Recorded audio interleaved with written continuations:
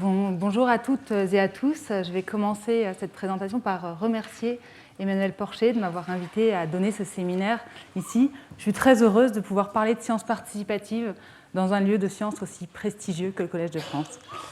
Et donc dans ma présentation, je vais commencer par définir ce que sont les sciences participatives. Après, on fera un petit tour dans l'histoire de l'implication des amateurs dans les sciences.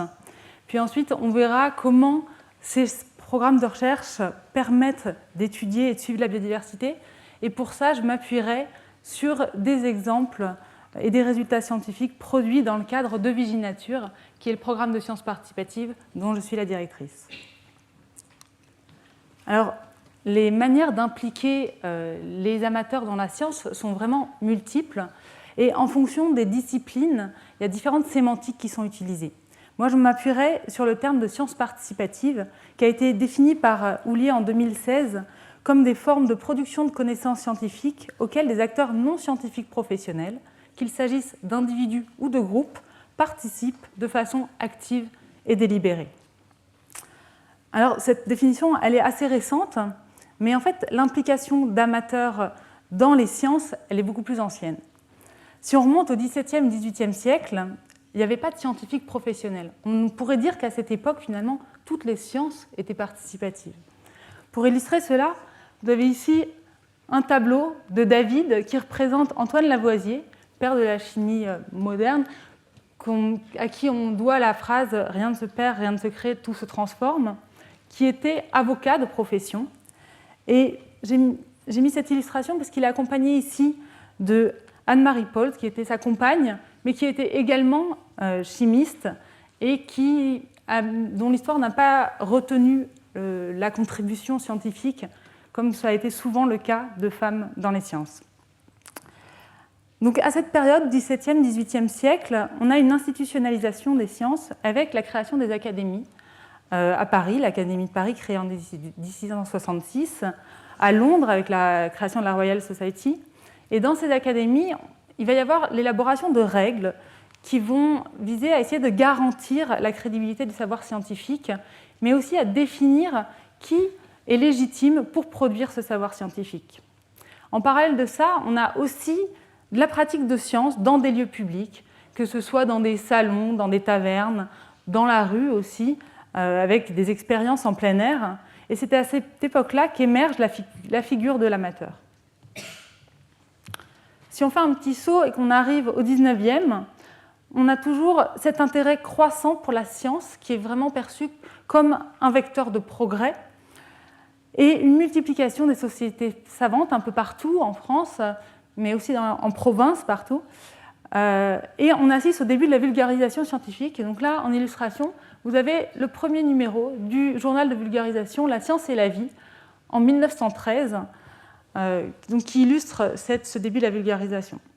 On assiste aussi à cette période-là, au début de la professionnalisation des sciences, où on va donc avoir certaines catégories de professions, de formations aussi, qui vont être reconnues comme étant scientifiques.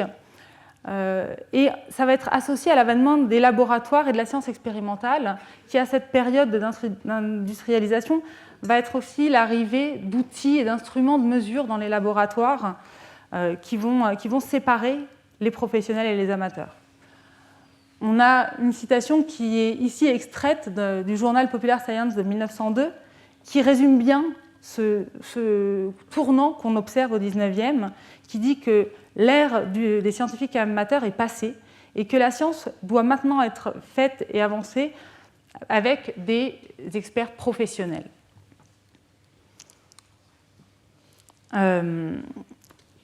Cette séparation va se poursuivre jusqu'à la fin de la Deuxième Guerre mondiale, avec l'avènement notamment de la microbiologie ou des sciences génétiques qui vont vraiment séparer cette science de laboratoire de la science amateur. Par ailleurs, dans les années 60 et les années 90, on va avoir une crise de confiance entre la société et la science qui va être marquée par différents événements qui sont des catastrophes industrielles. On pense à Bhopal, on pense aux pesticides. Emmanuel Porcher a parlé tout à l'heure de Rachel Carson et du printemps silencieux. On pense aussi à Tchernobyl. Je vous ai mis ici une illustration du journal météo quelques jours après Tchernobyl qui montrait sur l'anticyclone qui était censé protéger la France du nuage atomique qui arrivait. On a aussi des crises sanitaires à cette période-là, nombreuses. Et ça va avoir deux effets, à la fois une distance et une méfiance entre la science et la société, mais on va avoir aussi des prises de position de certaines communautés pour produire leurs propres connaissances.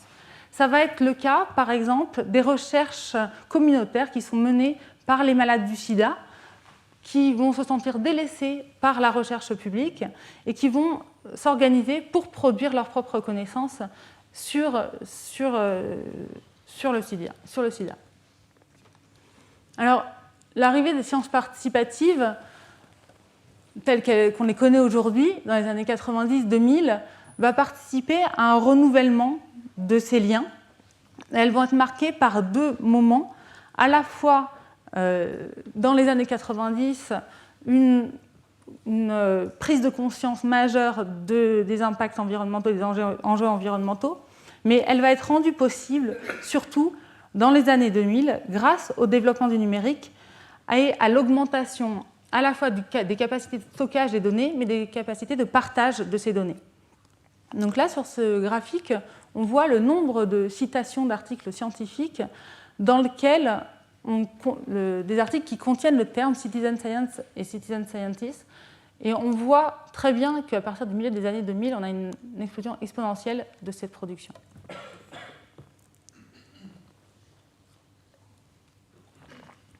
Alors,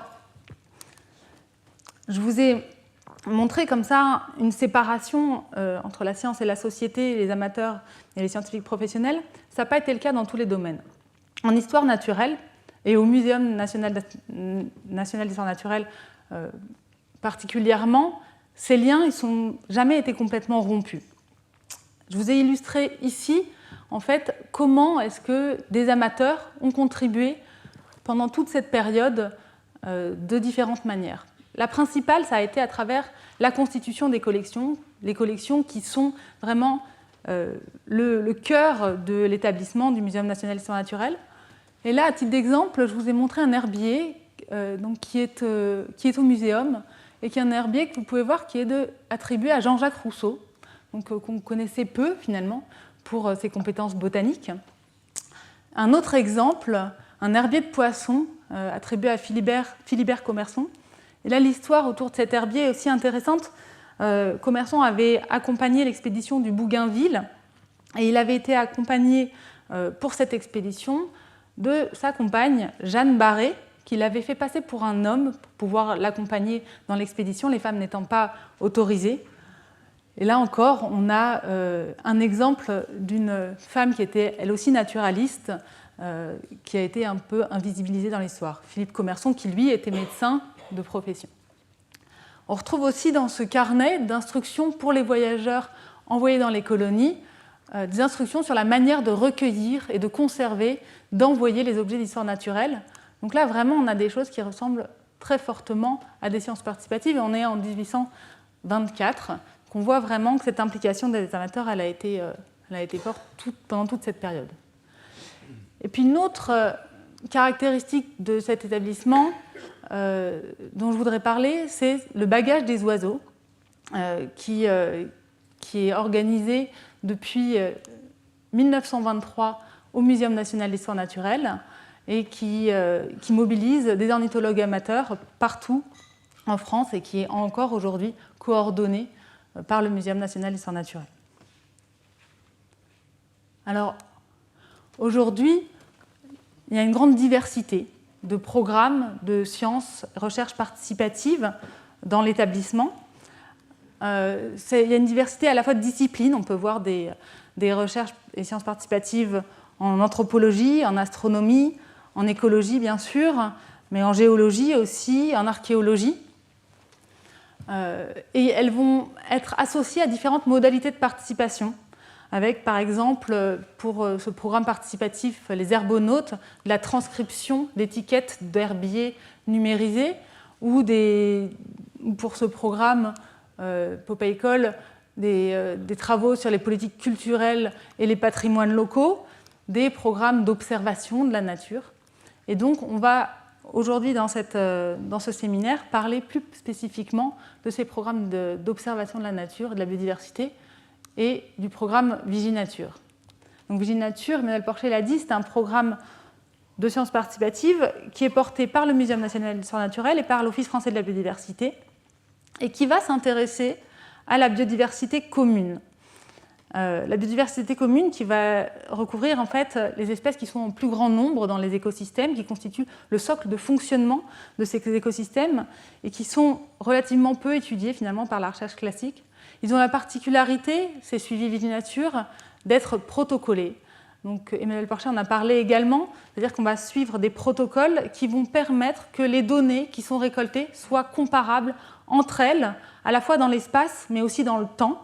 Et pour protocoler des données, par exemple, on va avoir un certain nombre de règles sur, par exemple, la période d'observation ou encore la durée du suivi ou la surface d'échantillonnage ou le nombre d'espèces à suivre. Et ils ont la particularité d'être mis en place avec différents publics et je vous le montrerai juste après. Alors, ce réseau, on a parlé du Muséum d'histoire naturelle et de l'Office français de la biodiversité qui porte Viginature. Mais la caractéristique de ces programmes participatifs, c'est qu'ils sont formés d'un réseau d'acteurs et de partenaires.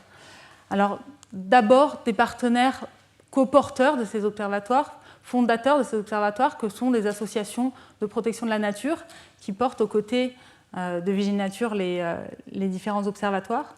Ils sont mis en place dans les territoires par différentes structures qui sont des relais locaux, qui peuvent être des associations, des muséums en région, des collectivités, des parcs et réserves naturelles. Et ils vont impliquer différents types de participants, qui peuvent être des naturalistes, avec des connaissances poussées, des enseignants, avec leurs élèves, des gestionnaires, des agriculteurs ou des citoyens.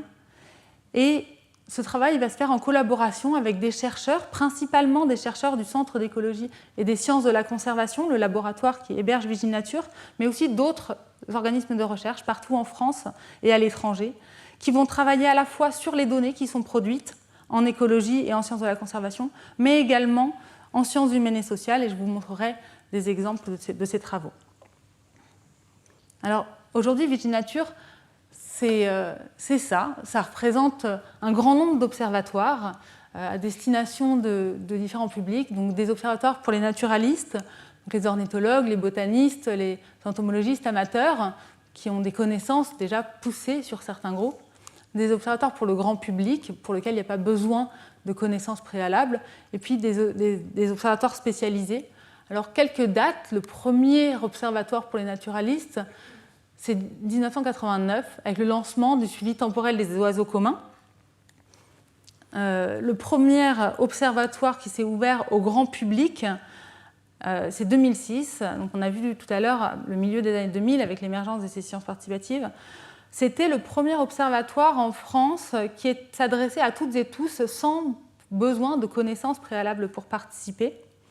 Aujourd'hui, on en dénombre plus de 180 à travers la France des observatoires participatifs qui permettent de suivre la biodiversité. Dans les autres grandes dates, il y a le lancement en 2010 du premier observatoire qui s'intéresse à une fonction, la pollinisation, le SPIPOL, dont vous avez déjà largement entendu parler. Et puis une déclinaison en 2011 à destination des enseignants et de leurs élèves en classe pour les scolaires, donc qui s'appelle Viginature École et qui reprend donc des observatoires qui sont réalisés avec le grand public en les adaptant de façon à ce que les enseignants puissent les mettre en œuvre dans leurs établissements. Et enfin, des observatoires à destination des professionnels, avec un premier observatoire pour les agriculteurs et agricultrices, l'Observatoire agricole de la biodiversité, et 2 observatoires pour les gestionnaires d'espaces verts sur la flore et sur les papillons. Et dans ces observatoires professionnels, on a vraiment à cœur d'avoir des données qui permettent de comprendre l'impact des pratiques de ces professionnels sur la biodiversité, de pouvoir mettre en lien ces pratiques et la biodiversité. Alors, ces sciences participatives sont une méthode de recherche qui va être irremplaçable pour étudier la biodiversité pour plusieurs raisons. La première, c'est que ça va permettre de suivre de larges surfaces géographiques. Vous le verrez dans les exemples que je vous montrerai, mais la plupart de nos observatoires sont une couverture sur l'ensemble de la France métropolitaine, et on verra vraiment ces échantillonnages. Ça va permettre aussi de pouvoir suivre de longues périodes de temps. On voit donc le STOC, le suivi temporel des oiseaux communs, qui a été lancé en 1989, ça fait plus de 30 ans. La plupart de nos autres observatoires ont été lancés il y a plus d'une dizaine d'années. Donc on est vraiment sur des périodes qu'on ne pourrait pas du tout non plus envisager avec de la recherche classique. Ça va mobiliser un grand nombre d'observateurs. Chaque année, entre 15 000 et 40 000 personnes contribuent et envoient des données et participent à ces programmes de recherche. On ne peut bien sûr pas imaginer de faire ce type de recherche sans cette contribution citoyenne. Enfin, on va avoir des lieux qui sont inaccessibles pour la recherche, par exemple les jardins particuliers, qui pour autant représentent des surfaces importantes sur le territoire. Des données sur les savoirs et sur les pratiques, typiquement les savoirs et les pratiques des agriculteurs et des professionnels qui vont pouvoir être mis en lien avec ces données sur la biodiversité. Et puis, comme je l'ai déjà dit, des protocoles qui vont rendre ces données comparables dans le temps et dans l'espace.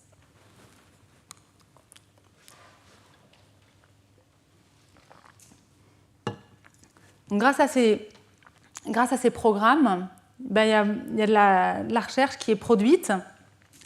On estime aujourd'hui à un peu plus de 150 le nombre d'articles publiés à partir de ces données dans des revues les plus prestigieuses.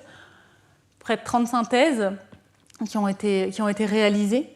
Et aujourd'hui, j'ai décidé de vous présenter quelques-uns de ces résultats. Bien sûr, je ne vais pas vous présenter l'ensemble de toute cette contribution. Nous n'aurions pas le temps. Et j'ai décidé d'abord de vous parler dans un premier temps des résultats qui vont étudier l'impact des activités humaines sur la biodiversité.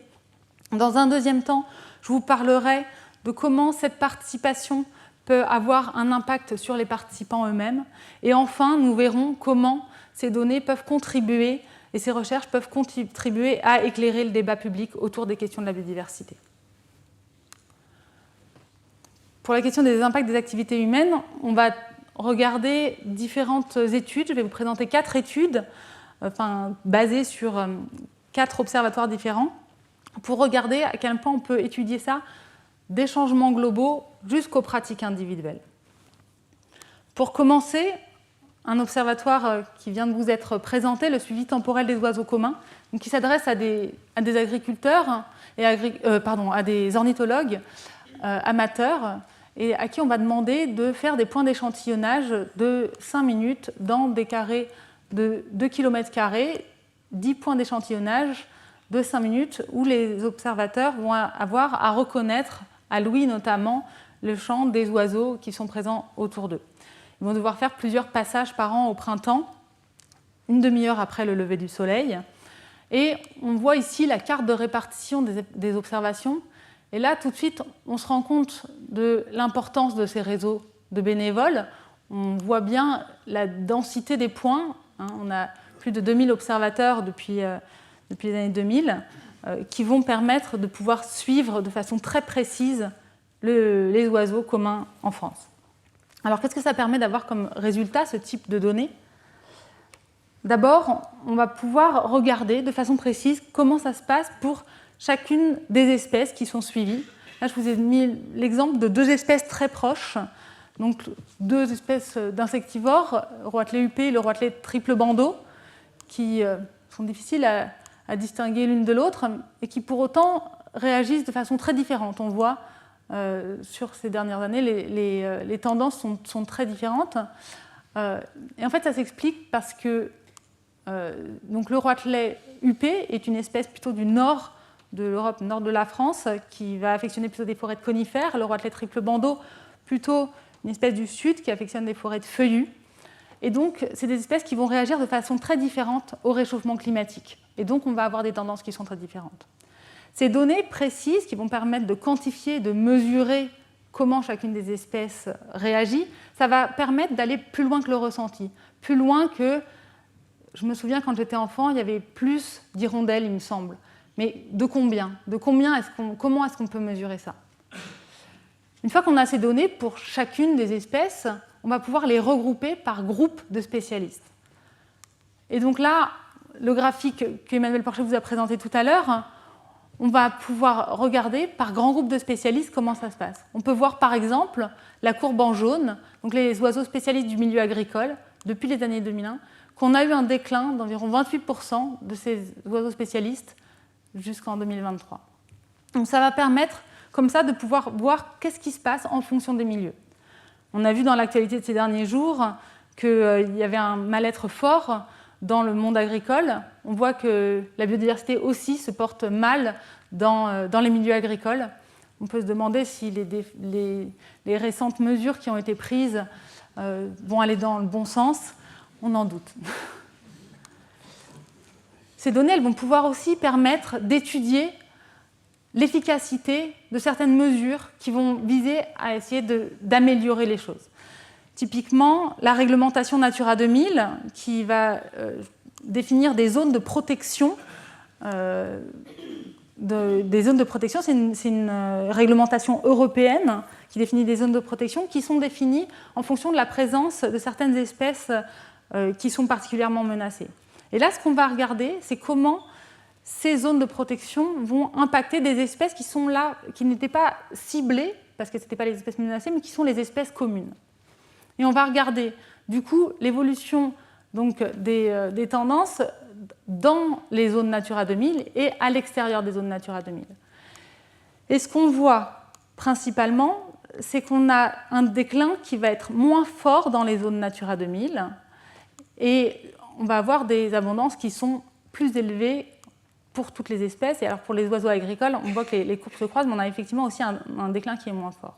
Ce résultat, il va montrer l'efficacité de ce type de mesures de protection, même si, à la base, ce n'étaient pas des mesures qui étaient ciblées pour ce type d'espèce. Je vais passer maintenant à un autre suivi, le suivi des chauves-souris, qui a été abordé rapidement. Les chauves-souris, pour se déplacer, elles vont utiliser l'écholocation. Donc cette fois-ci, on ne va pas demander aux observateurs d'aller écouter les chauves-souris, parce qu'elles sont inaudibles pour une oreille humaine. Donc les observateurs et les chiroptérologues amateurs qui s'impliquent vont utiliser des détecteurs et enregistrer grâce à des micros l'activité acoustique des chauves-souris. Et après, on va pouvoir étudier les signaux et en fonction de la forme des signaux, on va pouvoir savoir quelles sont les espèces qui ont été enregistrées. Là encore, on peut voir sur ce graphique, sur cette carte, la répartition des points sur lesquels des nuits complètes ont été réalisées. On est à près de 100 000 nuits complètes d'enregistrement de chauves-souris à travers la France. Donc on voit là encore à quel point cette mobilisation citoyenne, elle va être unique, elle va permettre d'avoir des résultats uniques. Alors de la même façon pour les oiseaux, on peut regarder comment ça se passe. Alors je vais encore donner des informations un peu déprimantes, mais on voit là, du coup, sur la période 2006 à 2021, qu'on a eu un déclin de 43% si on regarde les abondances de population de chauves-souris sur la France. Et donc on va avoir ce genre de tendance. On va pouvoir aussi avoir ces tendances à l'échelle de chacune des espèces. Mais on va pouvoir aussi faire d'autres types d'études. Alors là, je voudrais parler d'une étude, de certaines études particulières. On est aujourd'hui dans une crise climatique sans précédent et il faut trouver des alternatives aux énergies fossiles. Les énergies renouvelables, du coup, sont développées en grand nombre et parmi elles, l'énergie éolienne. On voit donc du coup le développement de l'éolien au fur et à mesure du temps qui suit une croissance très forte avec des éoliennes de plus en plus nombreuses et avec des tailles de plus en plus importantes. L'idée, ça va être de se dire comment est-ce qu'on fait pour trouver des compromis. Bien sûr, il y a besoin de passer à des énergies renouvelables, mais en même temps, comment on fait pour limiter les impacts sur la biodiversité. On sait aujourd'hui que les éoliennes ont des impacts sur la biodiversité, que ce soit par collision directe ou par destruction, par évitement, donc des espèces qui vont éviter les habitats autour des éoliennes. Pour cela, il y a des préconisations. La préconisation européenne va être de disposer les éoliennes à une distance minimale de 200 mètres des lisières arborées. Dans une étude qui a été réalisée, les chercheurs ont regardé quelle était la distance à laquelle une éolienne allait impacter effectivement l'activité des chauves-souris. Et ce qu'ils ont montré, c'était assez inattendu, d'avoir un résultat aussi fort, c'est que dans un rayon de 1 km autour de l'éolienne, donc c'est vraiment loin, on avait une baisse de l'activité des chauves-souris qui allait de 20 à 54% en fonction des espèces.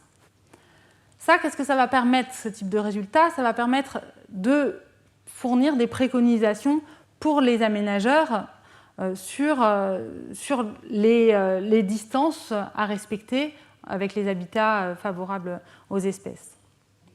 On sait par ailleurs, dans cette étude, je ne vous ai pas mis le résultat ici, mais que près de 80, il me semble que le chiffre c'est 89% de l'implantation des éoliennes ne respectent de toute manière déjà pas cette règle des 200 mètres.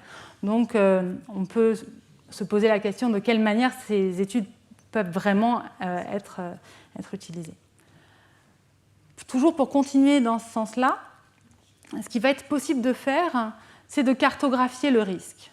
De cartographier le risque pour accompagner les aménageurs sur les zones à éviter parce qu'il y a la présence d'espèces protégées et qui pourraient être impactées, donc au niveau spatial, mais aussi de façon temporelle. Si vous regardez la carte, vous allez voir, elle change de couleur. Et on change de mois ici. Et on voit qu'au mois de septembre, la vallée du Rhône s'illumine, qui va être le fait du passage massif de cette espèce migratrice. Hop là, ça passe au mois de septembre, ça devient jaune.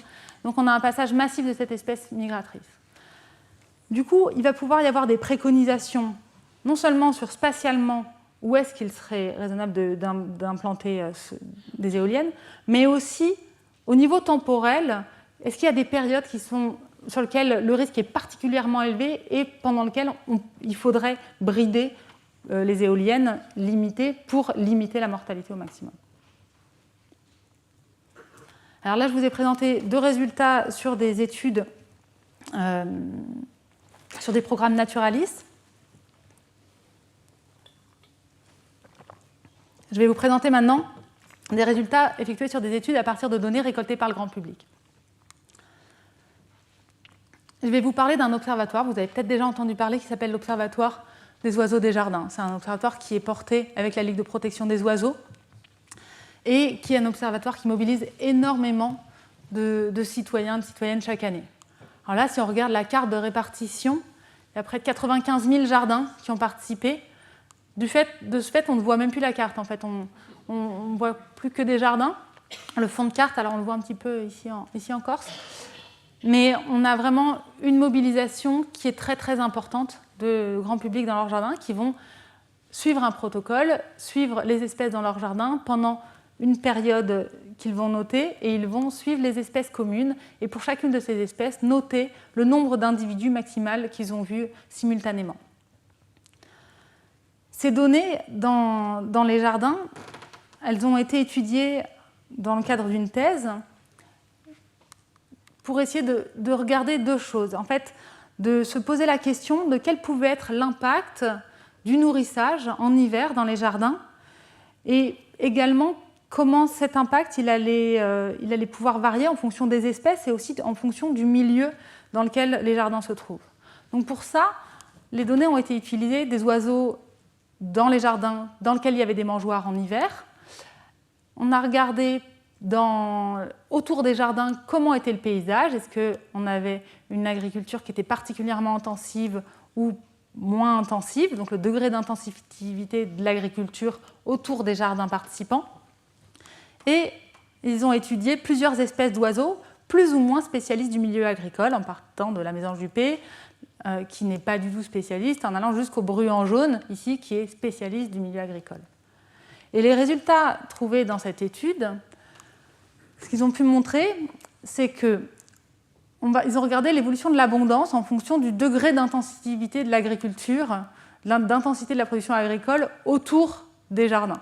Là, on a des jardins des milieux peu intensifs, là des milieux très intensifs. De la même manière, là peu intensif, là très intensif. Peu intensif, très intensif. On voit que pour les espèces qui ne sont pas spécialistes des milieux agricoles, ça ne change pas grand-chose. On a toujours à peu près les mêmes abondances à la mangeoire. En revanche, on voit que pour des espèces très spécialistes du milieu agricole, qui étaient très peu présentes sur les mangeoires en hiver, quand le milieu autour du jardin est peu intensif, on va avoir là par contre, une augmentation et de plus en plus de ces oiseaux spécialistes du milieu agricole dans les jardins quand le milieu autour du jardin est intensif. Ça va montrer deux choses. Ça va montrer le rôle que peut jouer cette activité de nourrissage des oiseaux dans un contexte d'agriculture intensive. Et puis ça montre aussi l'impact de l'agriculture intensive sur ces oiseaux qui va être variable en fonction des espèces. Une autre étude dont je voulais vous parler, là plutôt sur les effets individuels, va se baser sur l'opération Papillon. L'opération Papillon, c'est le programme dont je vous ai parlé tout à l'heure, qui a été lancé en 2006, le premier observatoire à destination du grand public. Là encore, on a une carte de répartition, on a près de 15 000 jardins qui ont participé depuis son lancement. Les participants, de la même manière que pour les oiseaux, vont devoir renseigner, selon une liste de 28 espèces de papillons, les espèces qui sont observées chaque semaine, en notant pour chacune des espèces combien d'individus ils ont observés simultanément. Pour ça, ils sont aidés d'outils d'identification, puis ensuite, ils vont pouvoir saisir leurs données sur le site de participation. Et une chose qui va être particulière, c'est que dans ces jardins, on va leur demander aussi quelle est la composition de leur jardin, qu'est-ce qu'il y a comme plantes, comment est organisé leur jardin, et aussi est-ce qu'ils utilisent des produits phytosanitaires. Et donc l'étude que je vais vous présenter, elle va essayer de regarder le lien entre ces pratiques au jardin et les papillons. Et ce qui a été montré, c'est plusieurs choses. Déjà, l'impact des pesticides. On voit que le nombre d'espèces moyennes de papillons dans les jardins où on utilise des pesticides est 2 fois plus faible que dans les jardins dans lesquels on n'utilise pas de pesticides. Une autre chose qui a été regardée, c'était l'effet de l'offre en nectar. Donc en fonction de la composition du jardin, par exemple, si on a beaucoup de lavande, qui sont des plantes qui produisent beaucoup de nectar, on va pouvoir calculer un indice d'offre en nectar par jardin en fonction de la composition et des différentes plantes qui sont présentes. Et on voit aussi que l'abondance en papillons, c'est-à-dire le nombre de papillons qui sont observés dans les jardins, va être impacté par cette présence et cette composition du jardin et l'offre en nectar. Alors, vous me direz, ça peut être des choses qui sont relativement attendues. Oui, mais dans ce type de milieu, et le fait que des pratiques au niveau individuel puissent avoir ces impacts, c'est des choses qui n'avaient jamais été montrées. Et puis, il y a un autre résultat qui est un peu plus complexe. Ça va être, ils ont regardé l'effet de l'urbanisation. Donc, certaines espèces de papillons sont plus ou moins sensibles à l'urbanisation. Et comment cet effet était compilé à la sensibilité, à la naturalité du jardin. La naturalité du jardin, ça va être, est-ce que dans mon jardin, j'ai un espace laissé en friche? Est-ce qu'on y laisse des orties, des ronces? Et ce qu'on voit, c'est que le résultat, c'est que les espèces qui sont le plus sensibles à l'urbanisation, donc qui pâtissent le plus des villes et de l'urbanisation, vont être aussi celles qui vont être le plus sensibles à la naturalité et aux pratiques naturelles au jardin. Ça veut dire que dans les espaces très urbanisés, les jardins vont jouer un rôle de refuge pour ces espèces-là qui sont très sensibles à l'urbanisation. Je vous ai mis une petite phrase d'une participante de l'opération Papillon qui illustre ces changements de pratique, qui dit « Je suis passée à la culture bio dans mon potager, j'ai un endroit où la pelouse n'est pas tondue, où il pousse des orties que je mange à la grande incompréhension de mes voisins. » Alors, les impacts de la participation maintenant. On a vu à travers ces quatre exemples comment ces données peuvent produire de la connaissance sur l'impact des activités humaines à différentes échelles. Maintenant, on va regarder comment est-ce que ça peut changer la relation des participants à la nature et comment ça impacte directement les participants. Je vais commencer par le programme Viginature École, donc le programme à destination des scolaires, qui mobilise chaque année près de 12 000 élèves de la maternelle au lycée et dont l'objectif va vraiment être de proposer une expérience de la nature, un rapport sensible au vivant des élèves dans leur classe. Ça va être également de proposer aux enseignants de faire comprendre aux élèves et de les faire travailler sur la démarche scientifique et l'éducation aux données, et puis d'inciter ces élèves à agir de manière raisonnée dans leur établissement. Dans cette étude, les chercheuses ont demandé à plus de 400 élèves de faire des dessins du jardin qui serait pour eux le jardin idéal. Et dans ces dessins d'enfants, elles ont après comptabilisé le nombre d'éléments de nature qui étaient présents. Parmi les 430 élèves, il y en avait une partie qui avait participé à Viginature École et une partie qui n'y avait jamais participé. Alors là, on voit que les dessins sont assez variables. Celui-là, c'est un dessin avec un terrain de BMX, une piscine et un trampoline, donc un enfant sportif. Mais on a effectivement peu d'éléments de nature. À l'inverse, dans celui-là, on a plus d'éléments de nature. Et donc, à la manière d'un écologue, elles ont comptabilisé la richesse de ces dessins. Et le résultat de cette étude, ça a été de montrer que les enfants qui avaient participé à Viginature École mettaient plus d'éléments de nature dans leurs dessins. Alors pourquoi ça va être important, ça ? Ça va être important parce qu'on sait que les relations à la nature qu'on va avoir eues dans l'enfance et les activités qu'on va faire dans la nature dans l'enfance vont conditionner la façon dont on va se positionner par rapport à la nature à l'âge adulte. Un deuxième résultat va être issu du programme SPIPOL que je ne représenterai pas, mais qui a déjà été présenté aujourd'hui, qui encore une fois contribue à énormément de données. On est aujourd'hui à plus de 700 000 photos récoltées d'interactions entre les plantes et les pollinisateurs dans le SPIPOL. Donc ce programme qui est porté avec l'Office pour les insectes et leur environnement, et dans lequel des participants qui s'appellent eux-mêmes les spipoliens sont impliqués. Vous pouvez les voir ici en action. Là, ce qui a été regardé, c'est de regarder comment la participation allait modifier les apprentissages. Est-ce qu'il y avait un effet d'apprentissage ? Et donc là, ce qu'on a regardé, ce que les chercheurs ont regardé, c'est la probabilité de faire des identifications correctes en fonction du nombre de participations qu'on a fait. Et on voit qu'en fonction des différents groupes taxonomiques, on va avoir une progression. Donc là, si on est là, on a 100% de bonne identification, et là, on a 80% de bonne identification.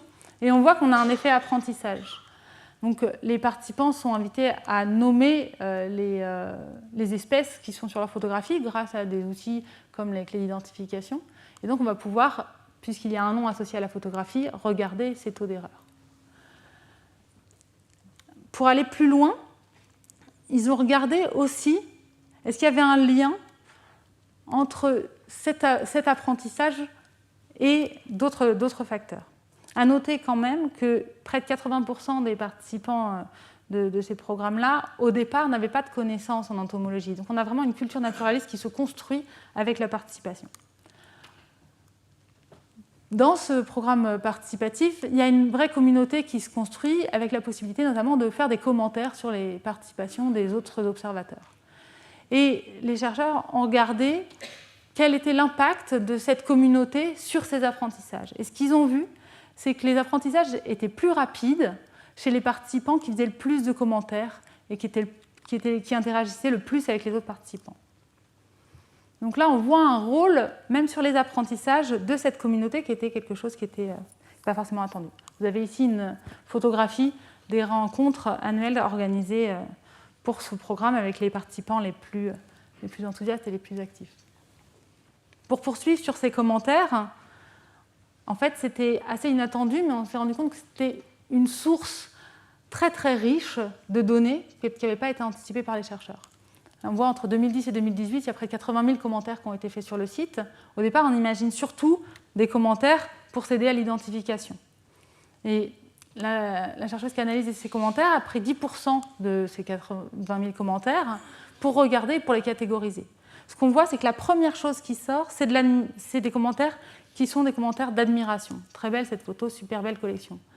Ça, c'est un des leviers très importants des sciences participatives qui vont permettre l'émerveillement face à la nature. Et je trouve que c'est un résultat qui est très intéressant. On a aussi des commentaires qui vont avoir attrait à des aides à l'identification. Par exemple, celui-ci, non, ce sera un bruchidé, groupe des bruches dans la clé. Les dermestes sont des antennes non massues, alors qu'ici, les antennes sont filiformes. On va avoir aussi des conversations amicales. Hello, c'était agréable, ces moments de partage, vous savez, vous revenez quand vous voulez.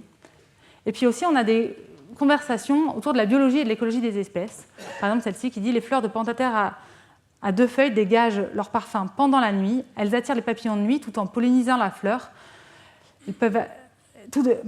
Elles attirent les papillons de nuit qui, tout en pollinisant la fleur, peuvent accéder au nectar enfermé dans les troncs grâce à leur longue trompe. » À l'intérieur de ces commentaires particuliers en biologie et en écologie, ils ont regardé comment ça se répartissait et surtout comment, chez des participants qui participent sur le long terme, plusieurs années consécutives, ces commentaires étaient répartis.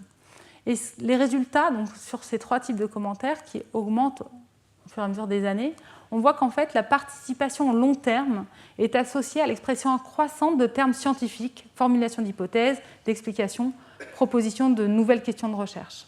Donc là, on va plus loin que des apprentissages simplement de nom d'espèces et on va avoir vraiment des apprentissages sur l'écologie des espèces qui sont permis grâce à la participation à ce programme-là. Pour reprendre nos participants à l'opération Papillon, qui était là tout à l'heure, cette étude a regardé maintenant comment est-ce qu'au fur et à mesure de leur participation, les participants utilisaient ou pas des pesticides et comment est-ce qu'ils modifiaient leur pratique au jardin sur les pesticides et sur la ressource en nectar des jardins. Et ce qu'on voit, c'est qu'au fur et à mesure de la participation, on a une baisse de l'utilisation des pesticides qui va être plus forte chez les participants qui n'ont pas de potager que chez les participants qui ont des potagers. Et on a une augmentation de la ressource en nectar du jardin, donc un changement de la composition du jardin. Donc on va avoir une observation de changement de pratique chez les participants impliqués dans ces programmes. Et une dernière étude sur ce que ça peut avoir comme impact sur les participants s'est intéressée à la question de la confiance dans la science. Donc là, pour ça, l'étude a été réalisée sur plusieurs observatoires à destination du grand public. Et ils ont comparé des personnes qui ne participaient pas, des personnes qui participent et des personnes qui participent et qui disent consulter les ressources et les résultats qui sont produits par les équipes scientifiques. Et ce qu'on voit, c'est que la participation, elle est corrélée avec une augmentation de la confiance dans la science. Plus on participe, plus on a confiance dans la science, et que c'est d'autant plus fort chez les participants qui lisent les ressources et qui consultent les ressources scientifiques. Et ce, quel que soit le niveau d'études, avec un effet plus fort chez les personnes qui ont le plus faible niveau d'études. Et un autre résultat intéressant, ça va être de montrer que les participants avec le moins de diplômes sont aussi ceux qui consultent le plus les actualités scientifiques de Viginature.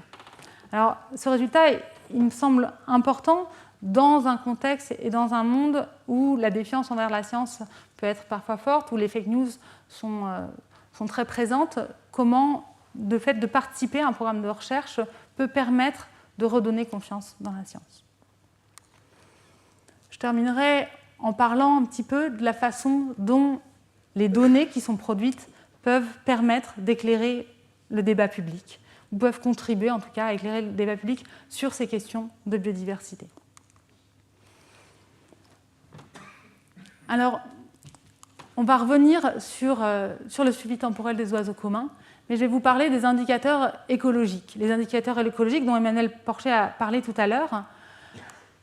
Ce qui est largement dit dans le discours, c'est que ces indicateurs, ils sont produits pour mieux connaître et mieux agir, et que leur objectif doit être de guider et d'évaluer l'action publique. C'est dans cet objectif-là qu'a été construit l'Observatoire national de la biodiversité. Quand on regarde la nouvelle stratégie nationale de la biodiversité qui est sortie très récemment, chaque action est associée aussi à des indicateurs qu'il va falloir réaliser.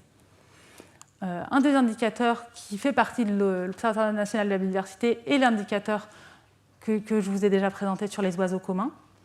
Mais la question qui s'est posée par les chercheurs qui ont travaillé sur ce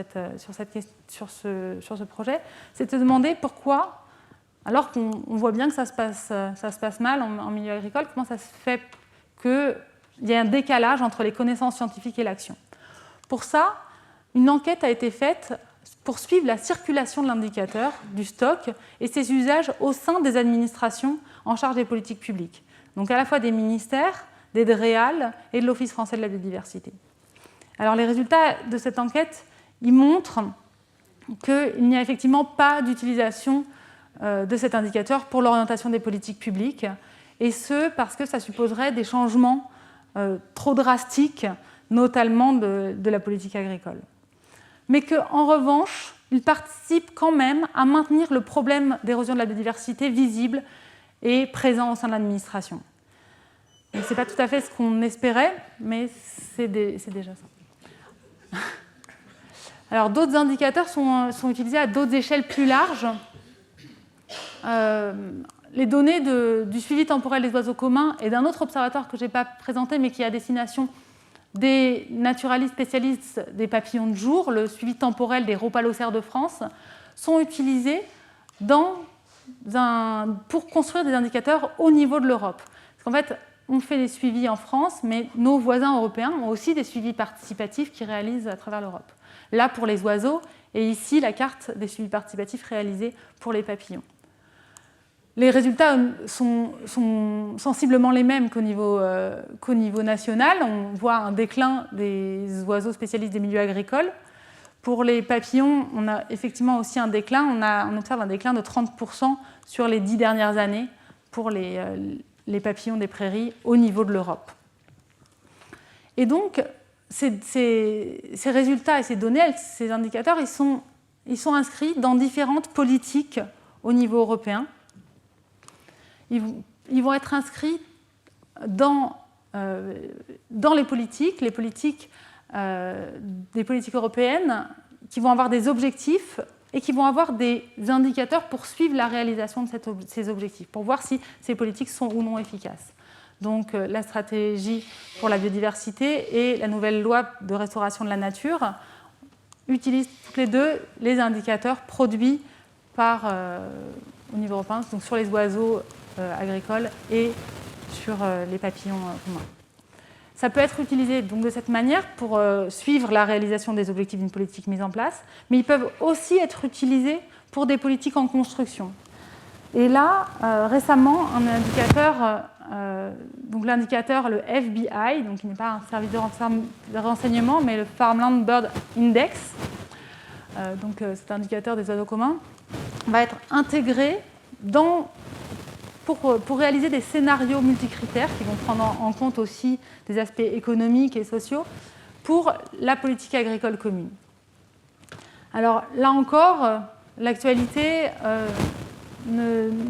et le rapport de force qu'il y a entre ces différentes niveaux... Enfin, pardon.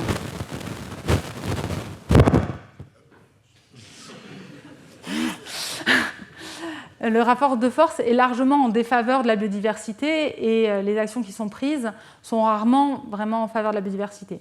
Toutefois, ça peut être rassurant de savoir quand même que ces indicateurs sont inscrits dans ces politiques, aussi bien au niveau national qu'au niveau international. Alors, même si on voit ça sert pour ces politiques, mais un peu à la marge quand même, ça peut être utilisé ailleurs dans la société et ça peut avoir d'autres effets sur la société. À titre d'exemple, je vous montre une revue de presse qui a été faite après la publication des résultats du déclin des oiseaux en France à partir des données du suivi temporel des oiseaux communs. Après la publication de ces résultats, il y a eu en 15 jours 400 reprises dans la presse, dans tous les médias, pour alerter sur le déclin des oiseaux dans les milieux agricoles. On voit de quelle manière cette connaissance qui est produite de façon collective avec des milliers d'ornithologues va permettre d'éclairer et de faire connaître la crise de la biodiversité au-delà du cercle des participants et participantes qui sont impliqués dans ces programmes. Et un dernier exemple que je voulais vous montrer, c'est la façon dont ces résultats peuvent également être mobilisés pour outiller des ONG, des associations et des activistes de l'environnement. Donc deux exemples. Un premier exemple avec Justice pour le vivant, qui avait attaqué l'État français pour carence fautive suite à la mise en circulation de pesticides sans prendre en compte leur dangerosité pour l'environnement, et qui, dans leur argumentaire, utilisaient les résultats du déclin des oiseaux communs produits par le suivi temporel des oiseaux communs. Et l'État a été condamné, donc c'était 5 associations qui ont porté plainte contre l'État et a été condamné suite à cette plainte. Un autre exemple, là, c'était une action de scientifiques en rébellion au moment du Salon de l'agriculture l'année dernière pour manifester sur les dangers des pesticides. Donc, c'était une action qui mobilisait des artistes et des scientifiques engagés. Et là encore, on voit que, là, ici, là, ou sur les cartes de déclin, on mobilise des données et des résultats qui sont produits par les sciences participatives. J'en arrive à la fin de cet exposé. Pour conclure peut-être, j'espère vous avoir convaincu que les sciences participatives sont des recherches qui sont faites donc avec et pour la société et qui vont permettre de mobiliser des dizaines de milliers de citoyennes et de citoyens. Ce sont des recherches qui n'existeraient pas sans cette mobilisation massive des citoyens, qu'elles permettent aussi d'étudier l'impact des activités humaines à différentes échelles, jusqu'à l'échelle de l'individu et jusqu'à l'échelle des pratiques de l'individu, que c'est une participation qui va transformer la façon de faire de la science, mais aussi qui va transformer le rapport à la nature et les connaissances des volontaires impliqués, et que ces résultats peuvent être mobilisés pour éclairer le débat public.